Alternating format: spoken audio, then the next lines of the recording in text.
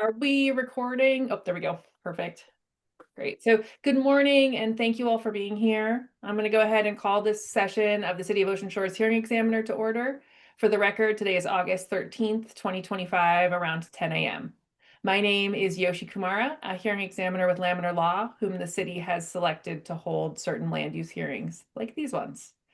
So today we have two requests for reasonable use exceptions. I'm going to start by going through a few procedural items, and then we can get started with the agenda. So first, today, it is my role to collect evidence in the form of exhibits and testimony to determine whether the proposals comply with the comprehensive plan, zoning ordinances, critical areas ordinances, and the criteria for the approval of the reasonable use exceptions. For evidence in the form of exhibits, I have reviewed and will admit all of the exhibits I received prior to the hearing.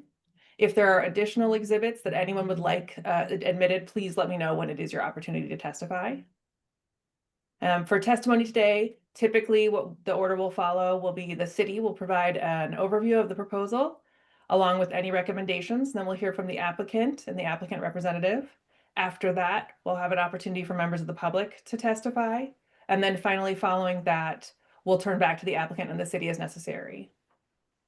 All testimony today will be under oath or affirmation because were my decision to be appealed, the recording of today's hearing, along with the admitted exhibits and my written decision would serve as the foundation for any such appeal. With that, I think we can turn to the matters. Before we start, I would just want to note that the two matters today are substantially similar. So instead of going through the full details on the second matter, unless there's any objection from anyone, please feel free to raise your hand and bring that up. So the second matter is the 1010 January court address. So I think what I'll do is I'll just incorporate the following discussion on the first matter into the record for both matters. And so we can have an abbreviated hearing for the second matter. We don't have to go back through all of those things. We'll just talk about maybe some differences.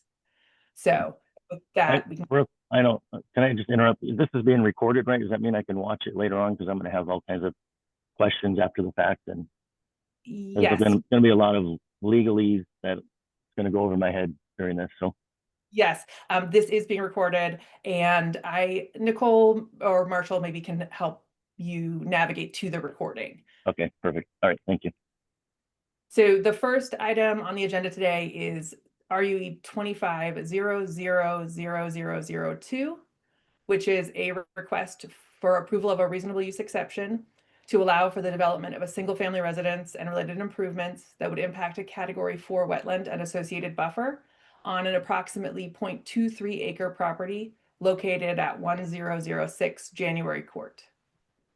I received and reviewed several exhibits in advance of this hearing. Those include the staff report prepared by city staff, the application, wetland delineation buffer rating report prepared by Agua Tierra, a previous clearing and grading permit, and various notice materials. I will go ahead and admit these exhibits into the record.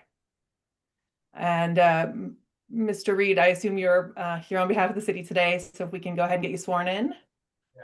You could raise your right hand. Do you swear or affirm to tell the truth in the testimony that you give here today? I do.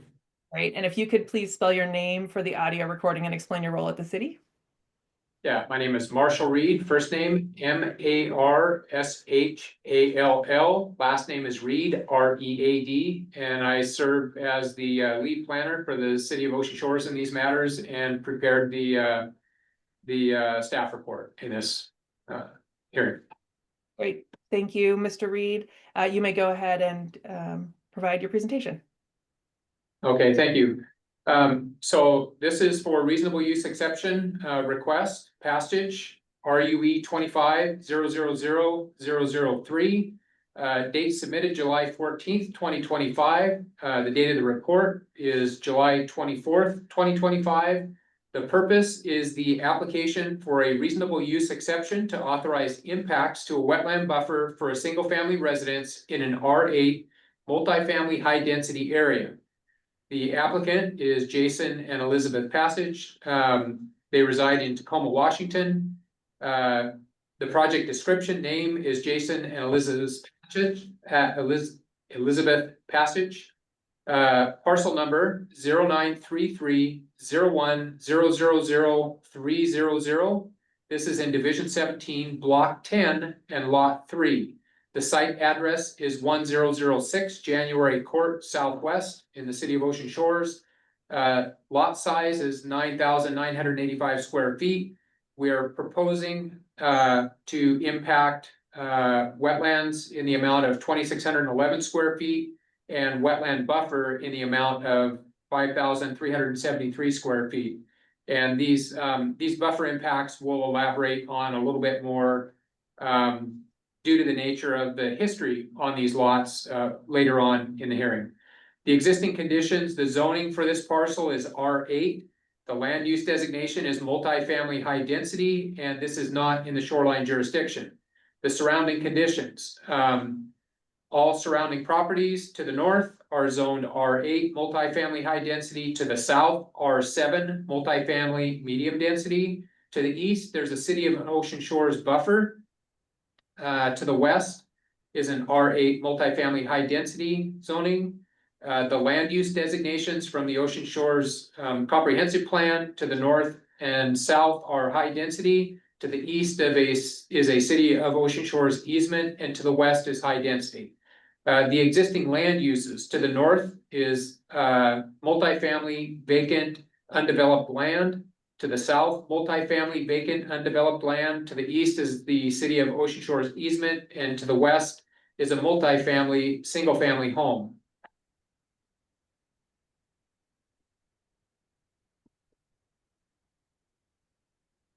The background, the subject property addressed at 1006 January Court Southwest is located in the southwest corner of Ocean Shores. The closest intersecting road is roughly 91 feet south at Greenview Avenue Southwest. The property is zoned R8 multifamily high density. The zoning in the immediate vicinity is R8, and impacting the lot for a single family dwelling is a permitted use in this district. The parcel was cleared with permits prior to on-site critical areas evaluations. An on-site evaluation during the latest permitting activities by the planning department identified conditions that warranted a wetland evaluation by a qualified professional. This evaluation confirmed planning's evaluation of wetlands being present. Notice of this public hearing for a reasonable use exception application, RUE25 number 2, scheduled for Wednesday, August 13th, was sent to owners within a 300-foot radius of the subject property on July 30th, 2025, as required by 1752-090. The hearing information was also made available on the Ocean Shores Gov website, and the notice of the public hearing was also published in the August 2nd and August 25th editions of the Daily World newspaper. Staff has determined that this proposed development project is listed as a permitted use as defined in Ocean Shores Municipal Code 1730-020A. Wetland with associated buffers exist on this parcel and the surrounding parcels, which require an approved application of a reasonable use exception to impact any of these wetland or its associated buffers. The purpose of the RUE is to allow for use of a parcel that would be allowed and is in all respects otherwise in accordance with the requirements of all applicable development regulations of the city, provided that all reasonable measures to avoid and minimize impact to any wetland areas or associated buffers are applied, and that the applicant demonstrates that the project has been approved under all federal and state regulatory programs applicable to the project. Any impacts to the wetland buffers must be compensated for through mitigation measures where off-site or on-site mitigation is infeasible. Compensatory mitigation may be authorized under Ocean Shores Municipal Code Title 1902-150B. The standard of review, the process to obtain a reasonable use exception shall be the same process and criteria applicable to a conditional use permit. Under 1752-050 criteria for consideration of a conditional use permit. Before any conditional use permit is granted, the hearing examiner must determine the following. Is the use applied for is either listed in the conditional uses allowed in the district, or that it is significantly similar to one or more of the listed uses. Also, that approval of the permit will be substantially consistent with the purpose of the district and the applicable provisions of the comprehensive plan, and would not adversely affect other uses and properties in the immediate vicinity. Also, that granting of the permit would not reduce the dimensional requirements of the district, and that D, no nuisance to life, limb, or property would develop. This project would be allowed in the zone, Ocean Shores Municipal Code 1730-020. Permitted uses would be as follows: all uses permitted in the R1 zone. So development would be substantially consistent with the purpose of the district and would not adversely affect other uses and properties in the immediate vicinity. This district is intended for high-density multifamily dwellings, structures in order to assure adequate light, air, open space, privacy, and the protection of property values while providing recreational and affordable housing in the community. Where the proposed use appears consistent with the purpose of the district, the proposed site plan shall conform to all city standards, and approving the application would not reduce the dimensional requirements of the district. And there is no indication that allowing this single-family residence in this zone would create any nuisance to life, limb, or property. The summary of criteria for the wetland buffer and impact approval. The relevant code 1902-090, wetland delineation and protection. The Ocean Shores Municipal Code 1902-090C outlines 5 possible criteria to regulate development activities in wetlands or their associated buffers.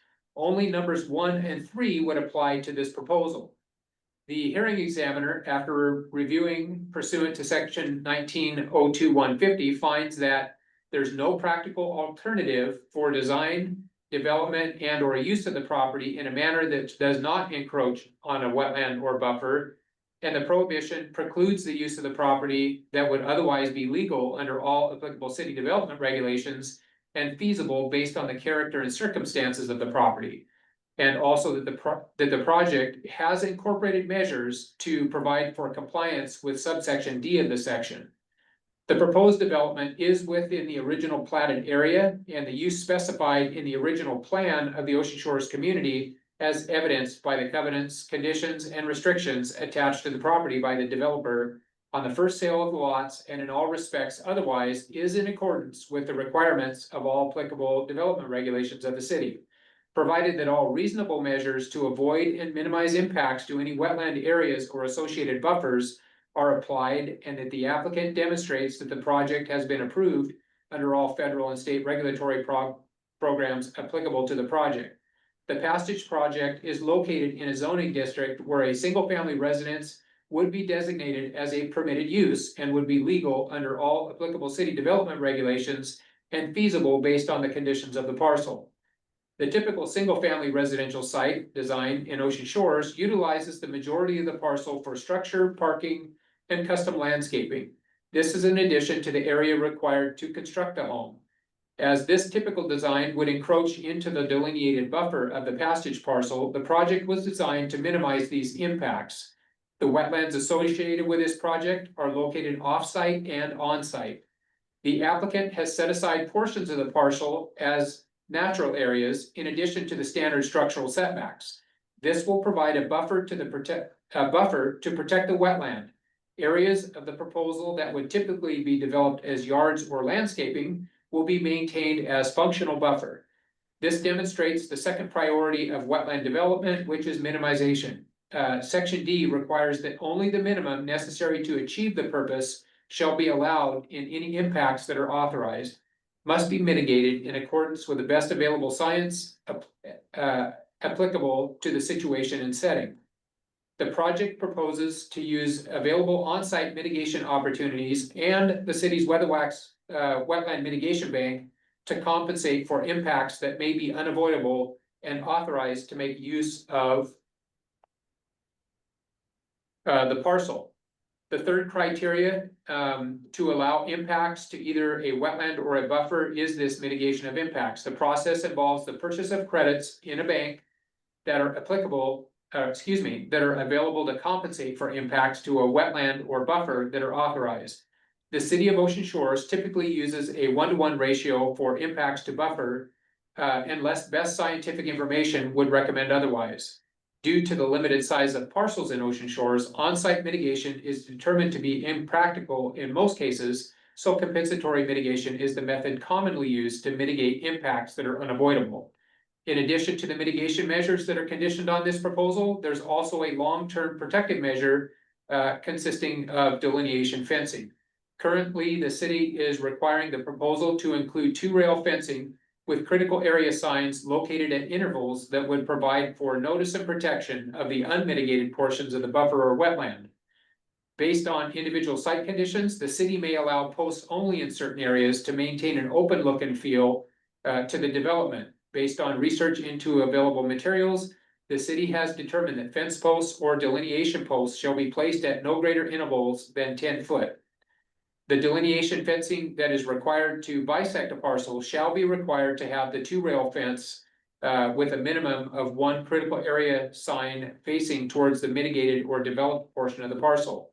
Each run or section of isolated delineated area shall have at least 1 sign placed as previously outlined. The city may opt to modify these approved methods of long-term protection if site conditions or level of compliance dictate. These methods are to provide the minimum level of protection and would not preclude an owner from implementing more restrictive fencing if required for security or pet containment. Should the hearing examiner approve this development, the planning department recommends conditions as listed, in addition to any conditions imposed by the hearing examiner. Construction must meet all current planning, zoning, and building construction and fire code requirements.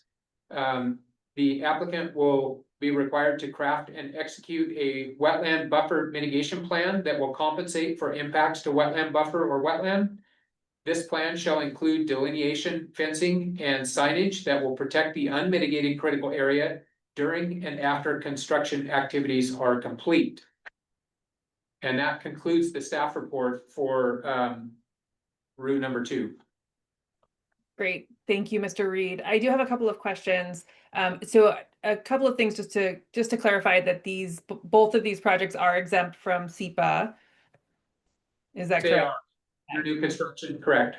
Great, thank you. And the applicant is proposing to utilize the purchase mitigation bank credits, and I just wanted to check in with you to see if there are sufficient mitigation bank credits available. I know that the final mitigation plan is yet to be developed, but that is correct. okay. And then finally, in both this and the other application this morning, the applicant is requesting a variance to the front yard setback. And I just wanted to check with you and make sure that the city has determined that this would meet the criteria for a variance. It's part of their avoidance measures. Yes, absolutely. This would meet the criteria. Great, thank you, Mr. Reed. I don't have any more questions for the city at this time. So now I'll turn to the applicant and the applicant representative. We can get you sworn in. I'm not sure whether Mr. Passich or Mr. Fromuth wants to go first. I'll leave that up to the 2 of you. Jason, that's your call. Well, I think you should definitely take the lead on this. So sure. Okay. Thank you. Okay, so Mr. Fromuth, if you could raise your right hand, thank you. Do you swear or affirm to tell the truth in the testimony that you give here today? I do. And if you could please spell your name for the record and explain your role with the project. Christian Fromuth, first name Christian,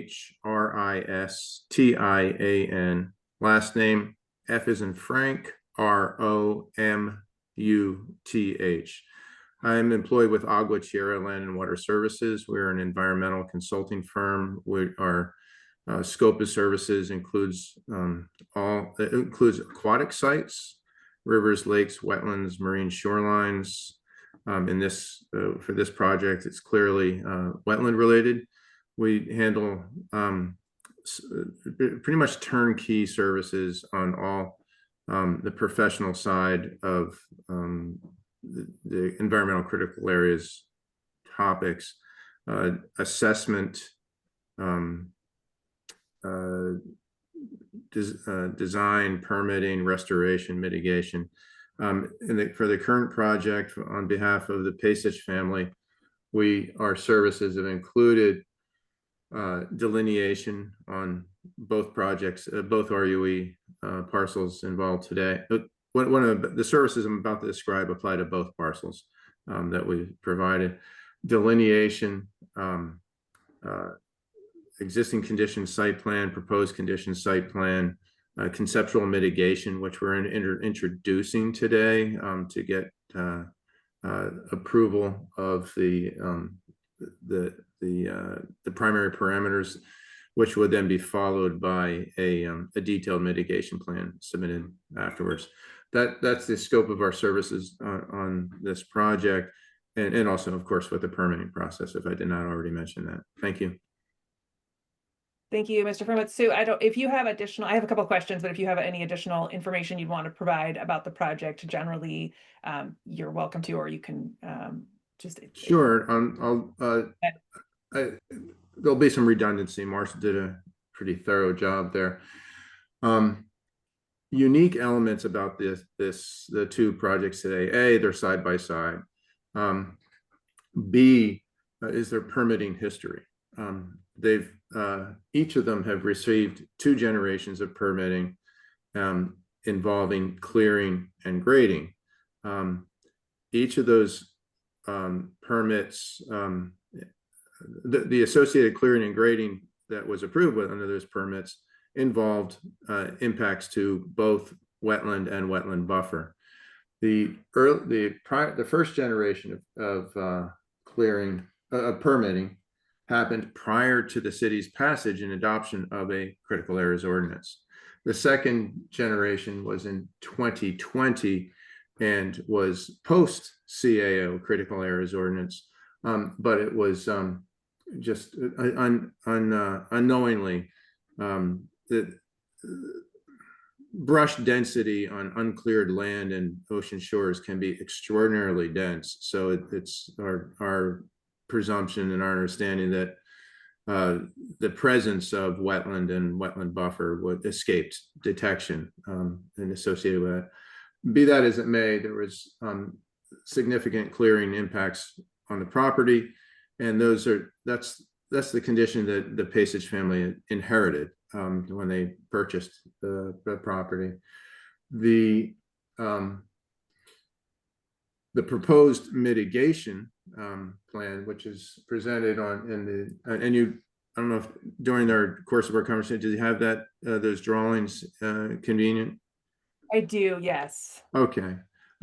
So we're on each property has a zoomed in proposed plan sheet, and that's I'm currently looking at sheet for the address 10006. I'm currently looking at sheet 4 of 4, which has all key elements present on it, which makes it a little bit confusing to read because of the layering. Would you like me to walk through describing that, and so you could see the different impact areas and different restoration areas? Any Sure. I do have some questions questions about the sort of site plan here. So why don't you go ahead and walk through it, though, see if that'll. Sure, will do. Great. The 10006 January Court property is north of the 1010.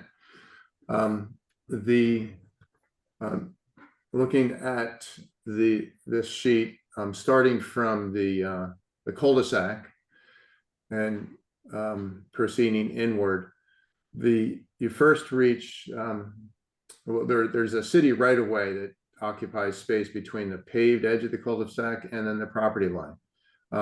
Driveway, there's existing driveway.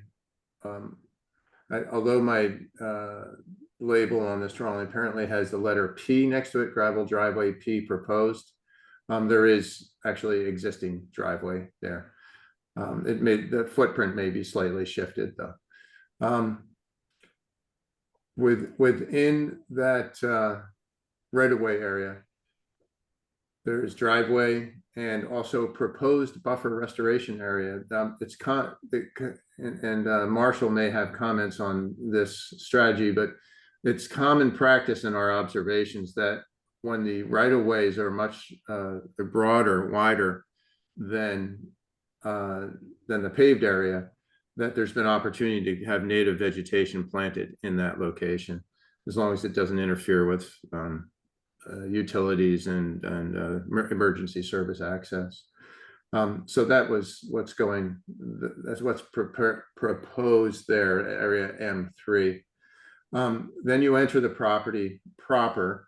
The standard setback is shown a little parallel to the front.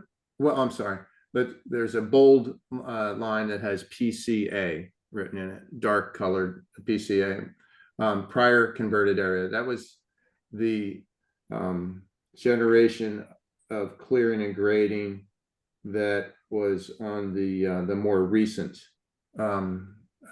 permitted activity. Slightly inward from that is the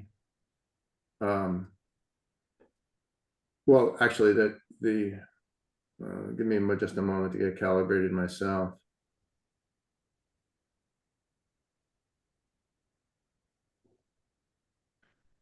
The building envelope of the house, there's a there are two squares, if you will, one within the other. The inner square signifies the outermost perimeter of the proposed building envelope for the house. The foundation line, if you will. The outer square is a access walkway surrounding the house, the outside. The house is pushed forward as noted and entering into the standard setback area, and I guess that's being addressed simultaneously during this hearing, the variance for both items. Yeah. And then as you proceed further into the property, you see the line that has WB on it. That's wetland buffer. So the majority of the site is compromised or encumbered by wetland buffer. Proceeding further inward is a second PCA line, fainter in color. That's the older generation. Did I get that right? Yeah, that was the older generation of clearing, predating the critical areas ordinance. Reaching the back of the property, towards the back of the property, you have two lines. One is a wetland with some stippled hatching along it, WL line. That's the original wetland edge. And then there's BF, buffer fencing line going across. In the, let's see, eastward, inboard of the WL line, the wetland line, there are three shaded areas. Immediately adjoining the wetland line is a unshaded but with stippled. That's somewhat triangular in shape. That's the only amount of complete wetland loss that's going to occur on property. That part would be mitigated through bank credits, mitigation bank credits purchased. The light shaded gray is a wetland area that would be restored on site, and actually it's there's left to its own devices, it's actually starting to come back on its own somewhat, so it'll be an easier treatment on the mitigation side of things. To the north, outside of the wetland line, behind the BF line is buffer, similarly impacted, and that would be restored in place. And then past the bold PCA line to the back of the property, it's untouched area, so it's just intact. So that's overview of any questions related to the map. Yeah, so I do have a couple. It's a good. This is the sheet that I was hoping we could chat about. So I guess I'll start with, you mentioned this sort of to the west, out towards the cul-de-sac, that there is a portion of city right-of-way that the applicant is proposing to restore for buffer, that M3 buffer area. And I'm just correct. I'm not familiar with how that, I think that's great to plant native plants there. I'm not familiar with how that would function, what buffer function that would provide, and as to the wetlands. Right. It's undoubtedly compromised as compared to a buffer that's immediately abutting the wetland. And it's what we refer to as fragmented habitat. yes, fragmented. However, it still would provide an island effect and it would serve birds and small mammals that would be already living in the back and would have an additional habitat island and towards the front. And given the options of gravel, grass, or native vegetation, we propose that treating it with a native vegetation, which will save on water consumption as well as heat island effects and providing habitat in that location. Great. And with it, I don't see on this sheet, I don't see the buffer fencing denoted on that small portion there. Sure. Oh, correct. Yeah, none was called for. It's I'm unclear whether we're allowed to do that in the right of way. Okay.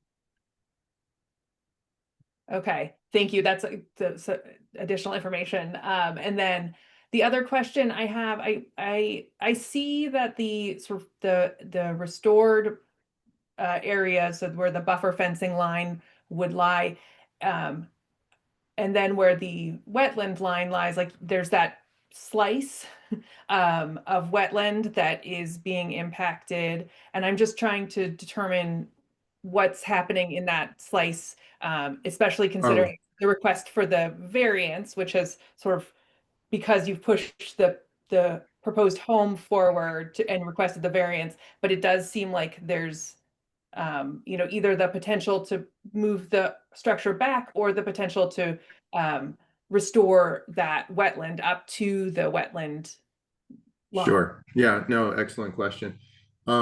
So the BF, it's a triangular slice, if you will, located between the BF line buffer fence and the WL line historic wetland location. It's proposed to be filled. It's actually, I think it actually already is filled, Frank. Yeah, that's, if memory serves, that area was already filled. And it would become lawn / fire defensible space, which is a fairly narrow zone. It's approximately 10 feet between the house envelope and the buffer fence. And as a fire defensible space, I'm not a fire expert, but as a rule of thumb, we've tried to accommodate some minimums in a case such as this, 10 feet with just ground cover, minimal combustible ground cover in that area. And that's the logic behind that. Okay, thank you.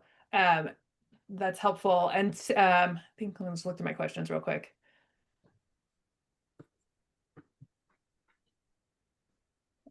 And so I guess my last question is, you have determined that the project with the on-site mitigation as well as the purchase of wetland bank credits would result in no net loss of wetland functions to the. Oh, yes, that is correct. Yeah. Okay. Great. And then just this is a spot where it's convenient to share the fact that there's a time factor involved in how long it takes something to planted restored area, how long it takes to mature. So, and there's also a monitoring and maintenance period that the applicant or current or future owner is required to provide. And it's so the achievement of no net loss is something that would happen incrementally over time. And then any purchase mitigation credits offsite are at the weather wax preserve, and the maturity and quality and complexity of that habitat is night and day compared to even in the undisturbed site here, because all this, the majority, I don't have the numbers, but substantially the Ocean Shores Peninsula was cleared in the 60s, I think, and everything that's there today is younger than what's at Weatherwax, and yeah, and just a recovering kind of ecosystem. So the quality comparison in terms of no net loss, the replacement mitigation credits are habitat protected through mitigation credits. Bank credits are much higher quality than on-site. Great, thank you for that additional information. I don't have any more questions for you, Mr. Fromuth. Mr. Page, would you like to testify?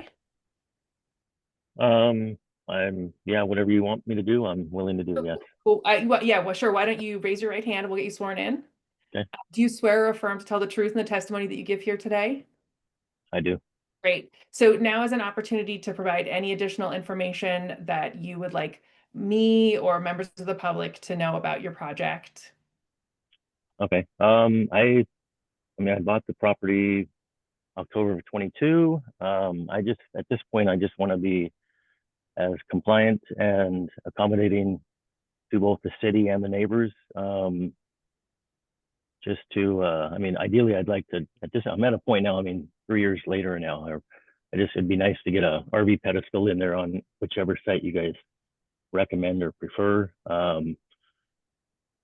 Hopefully it'd be nice if I could put in some vegetation, some sort of native vegetation, whatever that is, I don't know, but something that the neighbors would be okay with. And if they wouldn't be okay, then I wouldn't do it, of course. But I don't really know. I mean, like I said, it's 2.5, 3 years here, and I just want to get some utilities on there and get rolling on it. So short term would be that. I mean, short term being a year or less. Get an RV pedestal. Long term, medium to long term, build a house on either side. I'm not picky. I mean, it could be the north side, the north address, the south address. Doesn't really matter. I'm open to whatever. I'm just excited to get moving on it and without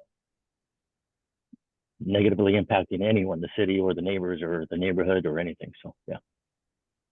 Great, thank you. So I guess you mentioned, this was probably a question for Mr. Fromuth, but you mentioned wanting to put an additional RV development in there, and I just wanted to make sure the request here is, for the reasonable use exception to build a home. If the request is approved, will that provide the ability for I'm not sure what it is entailed in putting in an RV pedestal, but will that provide, is that the driveway portion or utility portion? I'm just not sure. So I'm wondering, Mr. Fromuth, I just want to make sure that in the approval today, that would also be accomplished if that's a desire of the property owner. Sure. Dude, you want me to respond to that, Jason? Yeah, I mean, I guess what goes without saying that an RV pedestal just meaning utilities. And I mean, the way it works in my head, and see, I got a lot to learn here, but I would put in an RV pedestal, and then down the road when it's construction time, if I'm granted, that would piggyback, like a construction panel would be piggybacked onto a RV pedestal. So they kind of go hand in hand, I believe. But yeah, go for it. You're the expert here, so. Okay, thanks. So referring back to the drawing again, the driveway, gravel driveway proposed as it's shown is would in theory was a short-term solution for an RV access and pedestal parking area, and then later on, because the site is so confined and restrictive on this on the subject parcel, the house would overlap with that area, and so part of that driveway would be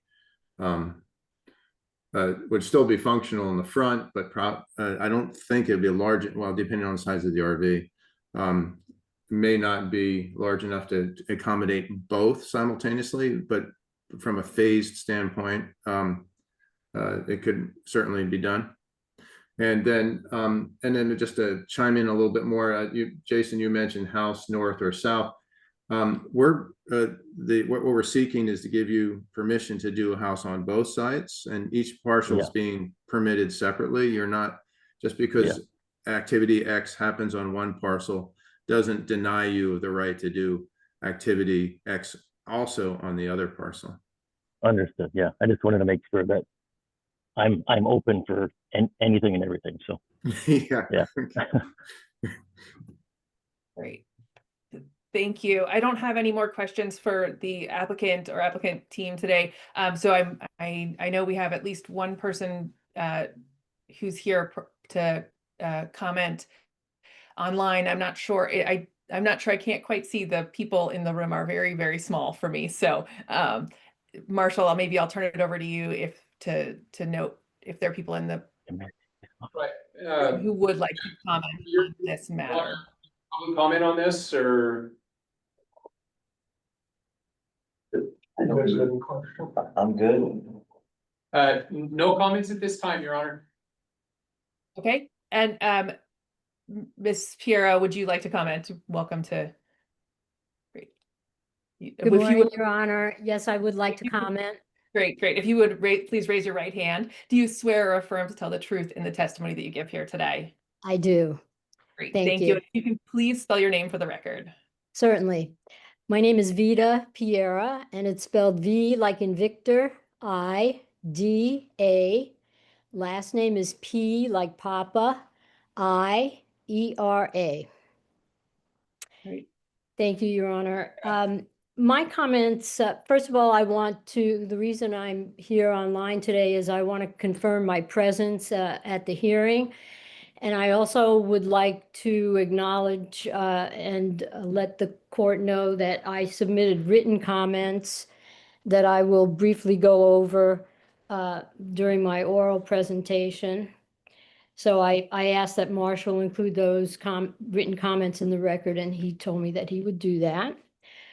So my comments have to do, it's a technical review of the authority and sources that the consultant used in his wetlands delineation report.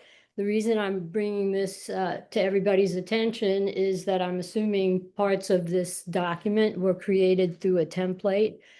And I have the opinion that there are some errors and questions in the sources and authorities that the consultant has cited.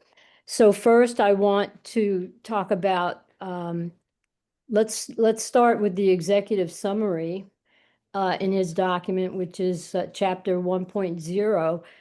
The report quotes that the critical areas ordinance that the city promulgated was that the revision date that was used is 2012. But on page 5 of the same documents, it's stated that the CAO revision is 2020. So actually, neither one of those dates is accurate, nor were either of them codified. In my written comments, I show that, and this is based on the Ocean Shores Municipal Code that's published in the through the company that publishes the city's official code, that the only changes from the original promulgation, which was in 2008, occurred in 2015 and 2018. It doesn't have any of the sections referred to 2020 nor 2012. So that's the first thing I'd like to point out. Also, and I'll talk about the rating system here in a minute. Getting back to the authorities and the sources used in the document, if you look on section 3.0, where the report describes the regulatory authority, it claims that there are two different wetlands regulations. One, of course, would be the shoreline master plan, which in this case is not appropriate because it's not a shoreline property. The other one is, of course, the critical areas ordinance. So, one second. Yeah, okay. So let's talk about in chapter section 3.1 of the report. It does cite the shoreline master plan as being revised in December of 2018. And that's not correct, because the city of Ocean Shores' most recent SMP was done in 2023. Yes, 2023, in fact, February 24th, 2023 is the most recent shoreline master plan.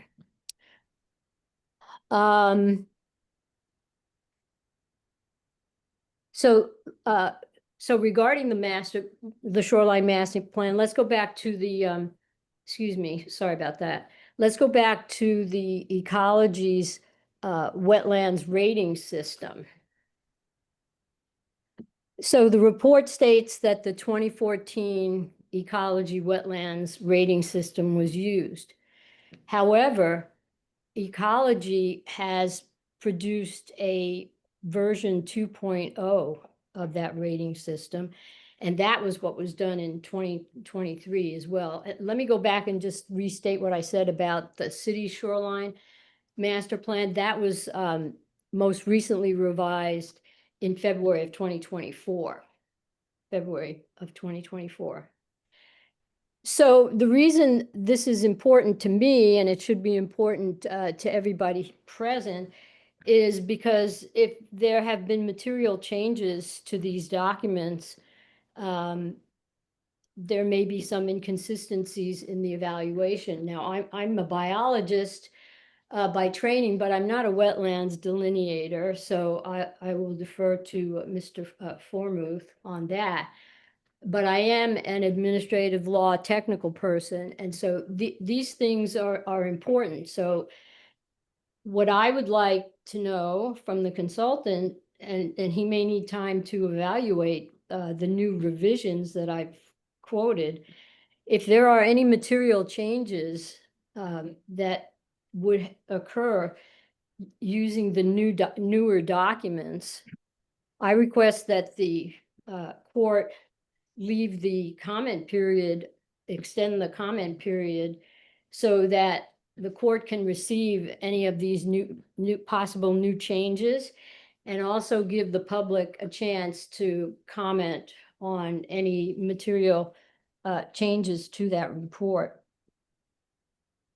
The other thing I would like to know is if, and I'm not requesting an answer right now, but if one of these properties is going to be used as a transient rental, sprinklers are supposed to be installed in any new construction. And I don't know what the owner's intent is, but I just want to state for the record that if either one of these properties is used for a transient rental, then a sprinkler system, a residential sprinkler system, will have to be installed.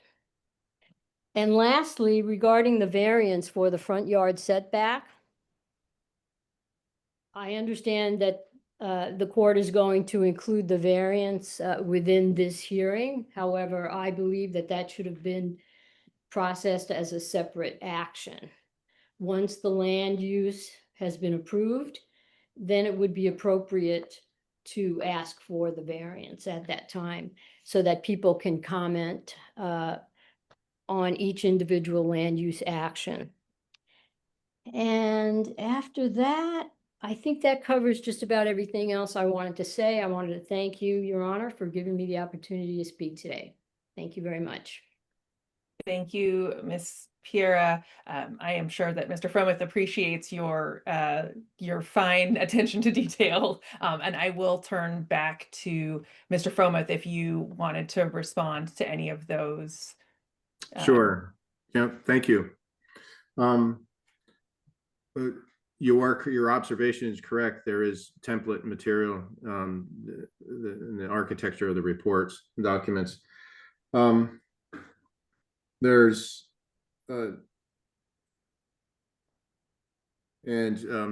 you're also correct in some of my revision dates that are referenced in there, and thank you for drawing that to our attention. We will actually make that a priority to get those dates accurately reflected. But going to the meat of the matter in terms of material, your concern, well-placed concern about material changes, I can confidently say that there are none that have affected the methodology with which the wetland boundary line is determined. That's established at the federal level, and states have to adopt federal rule. And in fact, in Washington State, well, again, this is the wetland edge determining where the actual, where it starts and where the wetland stops and the buffer begins. And then local governments in turn adopt the protocol for delineating the edge. So no changes there. Regarding buffers, that's a more messy topic with three levels of government involved. Actually, two levels. The feds don't get involved in buffer determination. The state provides guidelines and recommendations on how to use it, in local government jurisdictions will then adopt or tweak to their satisfaction. And there's two layers to that. There's the actual rating system, which you've referenced, that will score the quality of the habitat or of the wetland. And I use that word quality in a specific context. It's evaluated from its ecological services, if you will, to both the hydrology, water quality, and habitat. The hydrology includes things like flood control and infiltration. Water quality includes nutrient polishing for any stormwater that might make its way into the wetland. And the habitat is more of a more obvious item, just its support to wildlife and the ecosystem as a whole. The rating system scores each of those three functional areas, gives them a score, and then that score is used by local governments to guide to establish the corresponding size of the buffer.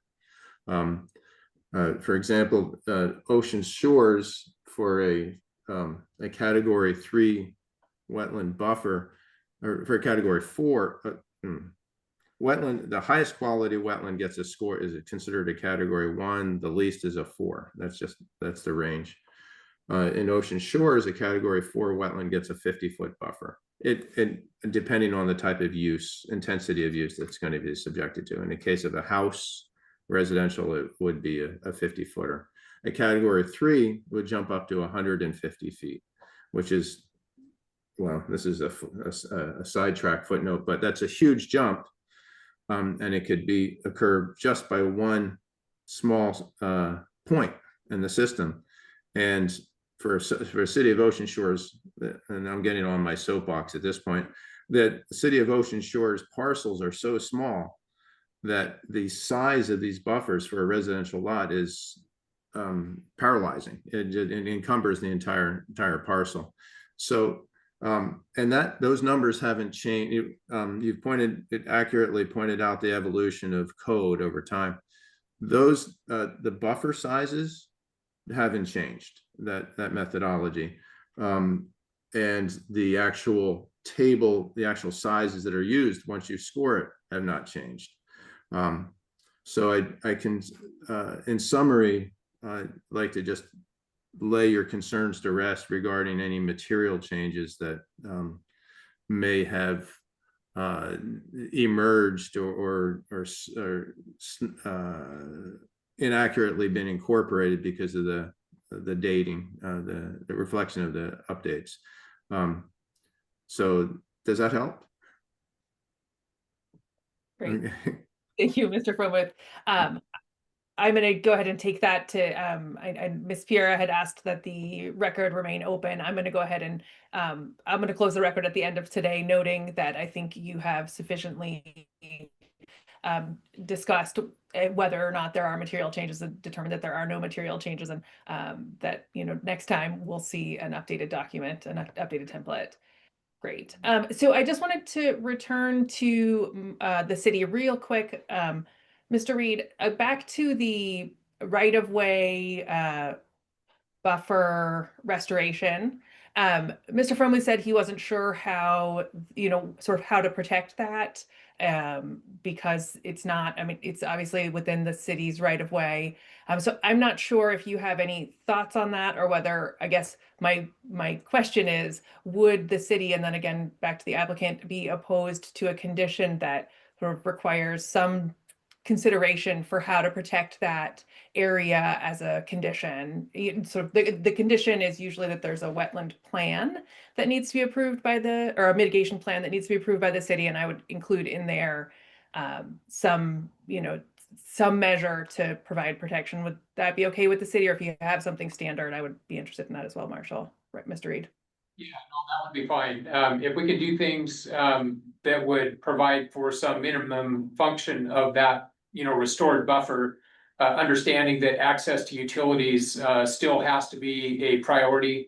We do have precedents for wetlands contiguous with offsite and onsite, involving the city's right of way receiving attention in the mitigation plan. So we can definitely accommodate that within the access provisions of the utilities that would be required. Great, thank you, Mr. Reed, and Mr. Fromith or Mr. Pasich. Do either of you have a concern about that part of the condition? It comes, I think it would come with the mitigation plan. I'm sorry, could you restate your comment? Yeah, so what I'm asking is whether the applicant would have a concern with an additional condition that would ask for there to be some consideration for the function of that restored buffer that's in the city right of way as part of the ultimate mitigation plan. That is not clear. I apologize. Sure. So your question is for, in this case, directly for Jason. Can he live with a requirement to keep that portion of the right of way as habitat? Am I correct, yeah. Jason? I think Jason, are you okay with what's proposed on the drawing for the area in front of the house, the property, the right of way, that you would be responsible for? Let's see, let me just pull it up. Your property, both properties are shaped like pies, slices of pie. They're very narrow at the front by the cul-de-sac. There's a little bit of area between your property line and the pavement of the cul-de-sac that is city right of way. A portion of that, roughly 40% of that, we've identified as being driveway, and it would remain as such. The balance, the roughly 60%, is called out to be planted to native vegetation as part of buffer mitigation credits. And as I understand it, the question before you is, can you live with that, and accept that that would be your responsibility to keep it vegetated in native habitat? Am I correct? And yeah, at the front of the property on the street.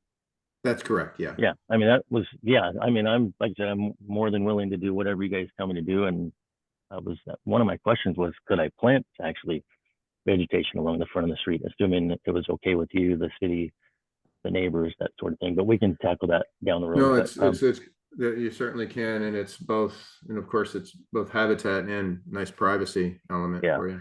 Yeah, but yeah, absolutely, yes, I'm okay with that. Okay, thank you. Thank you, Mr. Fromith, for your help navigating through that. Great. And so with that, I will go ahead and adjourn this first matter. Although, as I noted earlier, we will, I will just incorporate all of this discussion into the next matter. So I expect the next matter won't take us very long at all, but I just wanted to make it clear for the record that all of that previous discussion, except for if there are, I think there are a few slight differences, but largely the properties and the proposals are the same. So I will adjourn the previous matter, and I do intend to issue a decision on that within 10 days of the record closing. And so now moving on to the next matter, it is RUE25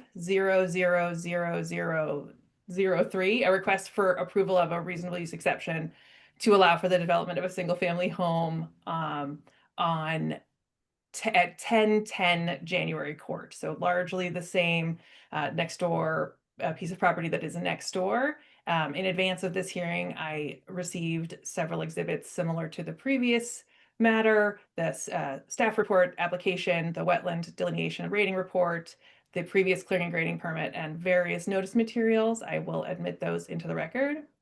And with that, Mr. Reed, if you want to go ahead, I don't think we need to go through the full staff report, but perhaps just the beginning where we discuss, I think that maybe the sizing is a little bit, the size, the mitigation required, as well as the neighboring properties are slightly different in this case. So if you want to go ahead and discuss that as well as any other differences, that would be great. Okay, yeah, sure.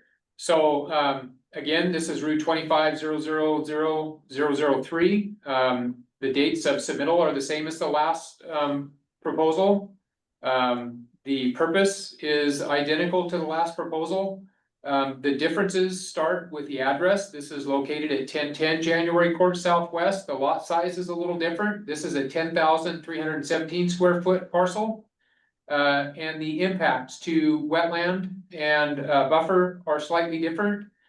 This proposal is for 3,720 square feet of wetland impact and 4,769 square feet of buffer impact. The existing conditions on this parcel, this is also a parcel zoned R8. And for the record, the R8 zoning does not allow for any transient rental to occur. So comments from the other hearing, as well as this hearing, would be from the planning department that there will be no transient rental. We've ran a couple of rezone requests through the city process, and they have been resoundingly denied. So I don't expect that this parcel will ever be allowed to run a transient rental on these properties. It is a multifamily high density property, however, and multifamily high density development would be permitted. The parcel is not in the shoreline jurisdiction. The surrounding conditions for zoning to the north is R8, multifamily high density. To the south is an R7, multifamily medium density. To the east of this parcel, also that City of Ocean Shores buffer runs around there. And to the west, there's an R8 multifamily high density parcel. The land use designations to the north and south are high density. To the east is the City of Ocean Shores easement. To the west is also high density. The existing land use to the north is multifamily vacant, undeveloped land. To the south is a multifamily undeveloped land. And to the west of the city is the City of Ocean Shores easement. And to the east, and then to the west is multifamily, single family home, and that is developed. And then we get into the background, which is almost identical. The clearing and grading that has taken place on this parcel happened over 2 different iterations. And to expand on how this happened in the second iteration, when there was actually a critical areas ordinance, the city's practice in the past was to use a map that identified critical areas or the wetlands based on a GIS system. And I can tell you that the map overlay with the parcels did not accurately reflect. And so the clearing and grading permits used to be issued over the counter. They would look at the map, and if the wetland didn't touch the parcel, then they approved that for clearing and grading without any further critical areas evaluation in the field. When I took over the planning department 5 years ago, we make it a practice. Every parcel gets a boots on the ground evaluation, and we specifically look for these relic wetlands and stuff like that that would have been and should have been identified in earlier iterations. So that kind of gives you an idea of how these parcels ended up getting cleared and impacted in the past without that evaluation. Simply a change in practice, and we're a little more diligent today than they were in the past. I think that, that's about all the differences that I have, other than, the square footage, maybe the differences on the map that you might be interested in. I'll let, Christian, take over from there. Great, thank you, Mr. Reed. And I don't have any different questions than the ones I asked last time. So we can go ahead. I'm going to pull up this document real quick. Okay. Mr. Fromuth, if you'd like to, again, I am mostly interested in just any differences. Thank you. From that perspective, if I could have just a moment to look at the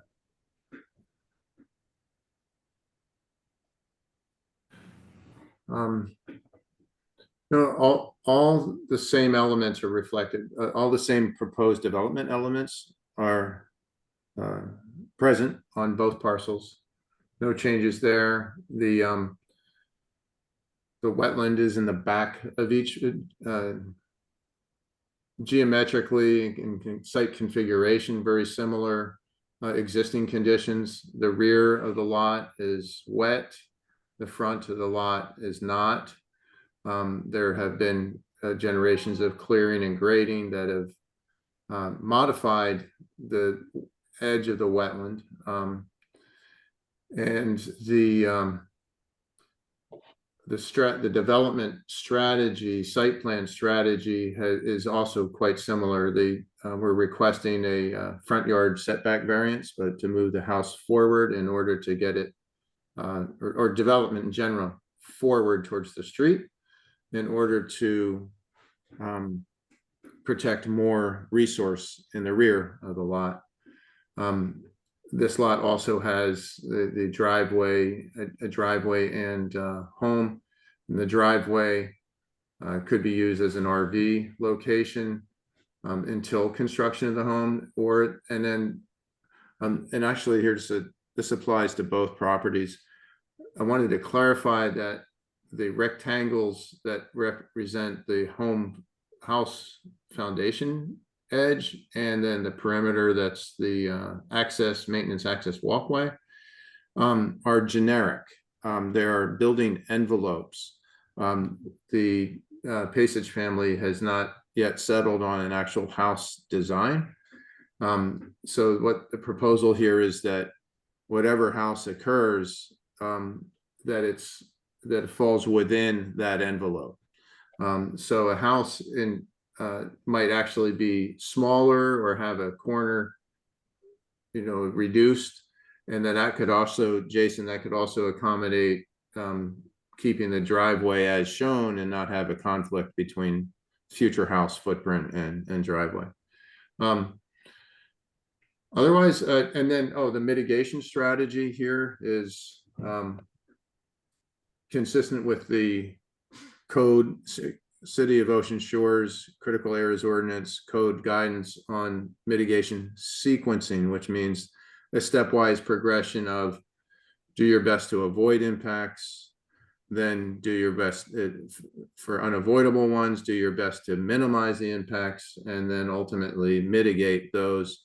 And the preference is to do as much on-site mitigation as possible, then followed by off-site options. And the off-site options most readily available when credits are available, and yes, they are available for this project, is to purchase credits at the mitigation bank. So consistent with that, the code guidance, as much on-site mitigation as practicable is being proposed here for both wetland and buffer, and those areas are similarly indicated with the same line types and legend and shading patterns. I'll pause there to see if there are any questions.